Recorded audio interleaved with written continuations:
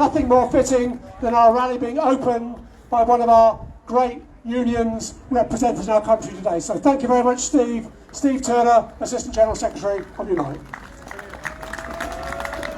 Fantastic. Thanks.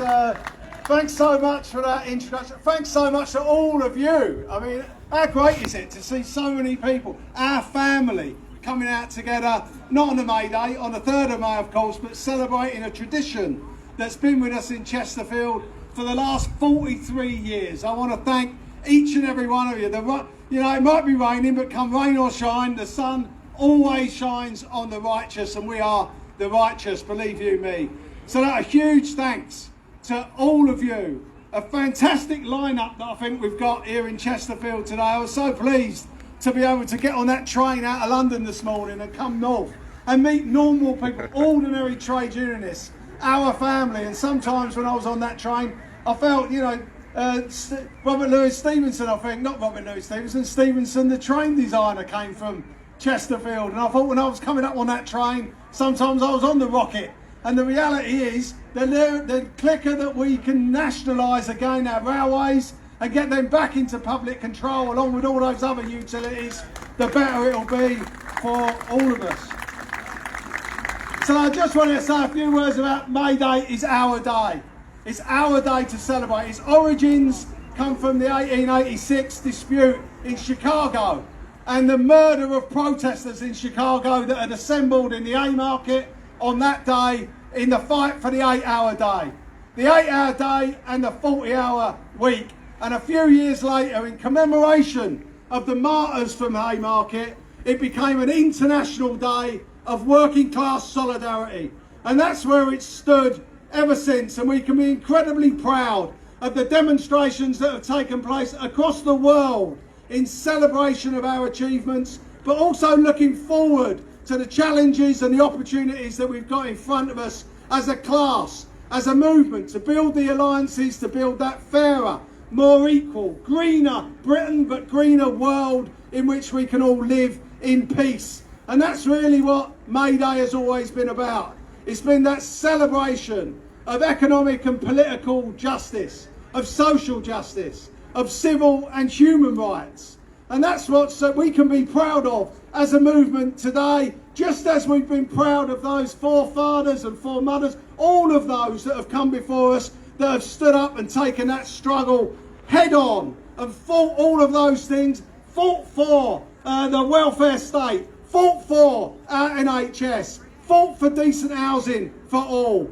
fought for our shop stewards movement and built it, and won all of those things industrially in our workplaces that we, to our great shame, take too much for granted in today's world. We stand on the shoulders of giants, but now we have an opportunity in front of us to rebuild our world, to rebuild and to recover from COVID with a new economy and a new politics, that fairer, more equal, more just, greener economy and greener world. And I want to pay tribute to all of our key workers, as I'm sure everyone will do today.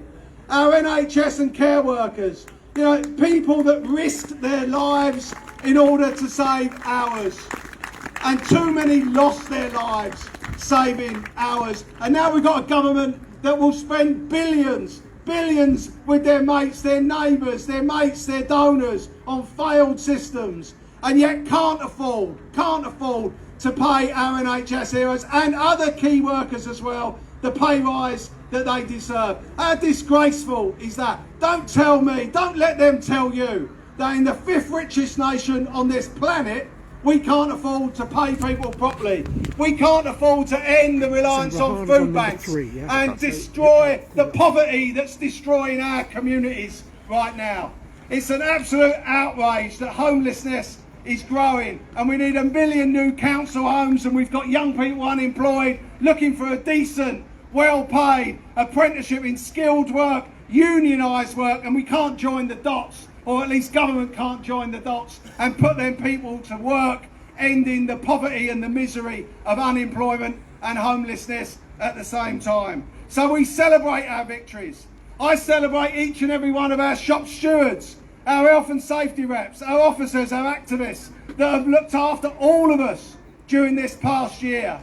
that have made those employers put safe systems of work into our workplaces, the stewards that have looked after our pay, our workers that have fought against the disgraceful, the obscene actions of many employers in firing and rehiring workers and sacking those that won't bow to the boss's demands that they accept huge pay cuts. I pay tribute to our colleagues in the GMB that stood up at British Gas, the 300 that were fired, including that first woman apprentice, the first woman apprentice that got sacked for refusing to bow down to the pressures of British Gas.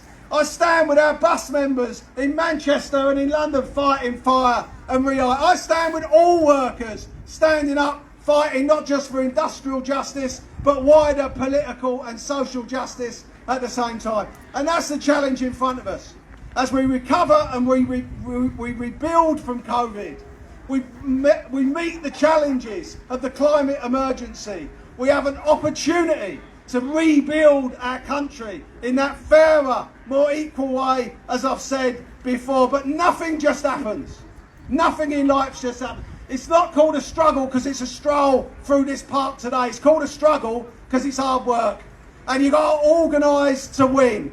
And that's what we've got to do. We've got to build that greener world. We've got to transition our industries. We've got to make sure that we're generating green energy. We've got to build the million new council homes that we desperately need. We've got to retrofit the rest of our housing stock to make it green and clean and take carbon from our planet. It's not just the air we breathe when we open our front door and walk down our high streets. It's the planet that's dying. And we have a responsibility, a duty to stand up as trade unionists, and it's only us that will do that. Industrially, we've got to force the employers to invest and diversify and reposition our tooling to make the goods that we need today. That's our challenge. And I'm up for that challenge. I know you're up for that challenge. As a movement, we're up for that challenge. So let's step up today. Let's talk to everybody in our workplaces, in our communities, in the bus, down the pub when the pubs reopen properly, wherever we're meeting people. Let's engage, let's organise, let's fight back, and let's win. Solidarity, comrades. Thank you, Steve. Thank you, Steve, for that rousing opening speech.